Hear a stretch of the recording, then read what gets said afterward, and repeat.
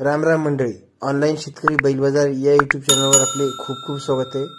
तर मित्रांनो, आपण जर या चॅनलवर पहिल्यांदा असाल तर चॅनलला सबस्क्राइब करा आणि बाजूला दिलेली बेल आयकॉन दाबून ऑल वर क्लिक करा, जेणेकरून मी जेही व्हिडिओ टाकेल ते सर्वप्रथम आपल्याला पाहायला भेटेल।